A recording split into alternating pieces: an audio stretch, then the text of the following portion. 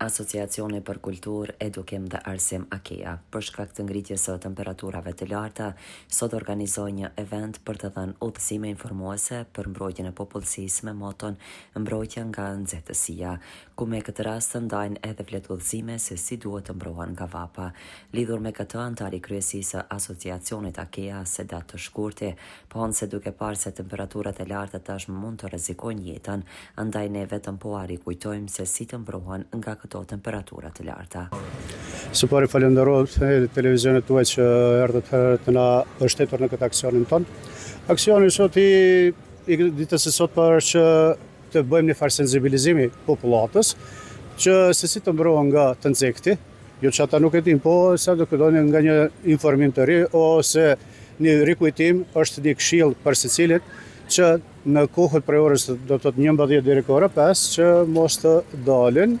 Dhe ne me këshillet tona që i kemi përcaktuar në këtë broshurën tonë, janë se si të mbrohen, si të veprojnë, kujt i drejtohen për ndihmë dhe një sensibilizim i tillë, pra që ky ujë të jetë pak si freskësues edhe përkujtues për ta.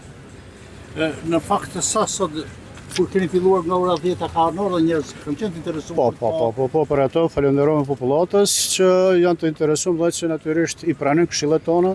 Dhe përsëri këshilla jone përgjithësisht është që ta mbrojnë veten nga të nxehti, se kjo vapë verës mund të shkaktojë sëmundje të tjera, sidomos ata që kanë probleme me frymëmarrje ose që janë probleme me zemër, që mos i shkaktojnë të lashë vetes që të shkojnë nëpër mjek, por ta mbrojnë veten nga kjo vapë dhe të mbrojnë veten sa më mirë dhe sa më dinjitos të jenë ata. Një mesazh që do ta mundoni? Po, natyrisht. Mbrojë veten nga të nxehti duke qëndruar në shtëpi më tepër të themi dhe duke pirë sa më tepër lëngje dhe ushqim të lehtë. E lidhur me këtë aktivitet flet edhe Blerjem Saramati, kryetar i Partisë Ekologjike, i cili falenderon këtë event që do të jetë në shërbim të qytetarëve.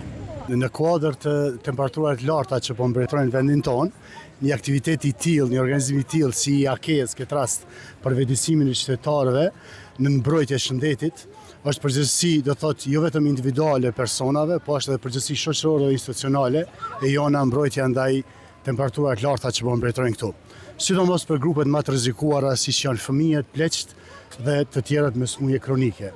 Mirëpo, kjo nuk duhet të përfundojë vetëm me thirrje, është edhe përgjegjësi e institucioneve tona, të cilët duhet krijojnë më shumë hapësira gjel për ta, për qytetarët, hije, furnizim të rregullt më të pishëm dhe masat e tjera të cilat janë në funksion të mbrojtjes për këto ndryshime klimatike që po ndodhin. Edhe një herë faleminderit shoqatës AKEA për këtë organizim të jashtëzakonshëm dhe të duhur në kohë vape. Edhe nxënësja e shkollës verore të AKEA, se cila flet për këtë aktivitet. Dhe le si shoqata e AKEA-s kemi vendosur që sot ju dhurojmë qytetarëve ujë për shkak motit të nxehtë dhe të tregojmë se si ata të mbrohen prej nxehtësisë. Gjithashtu kemi dhe këto fletushkat që do t'ju japim dhe fletushkat ju tregojnë këshilla se si të mbrohen nga nxehtësia që ndodh me motin. Faleminderit shumë. Aktiviteti i sotëm i AKEA-s ka një rëndësi për qytetarët, sepse pas së flet palosjeve, ata me këtë rast po pajisen edhe me nga një gotë ujë të freskët.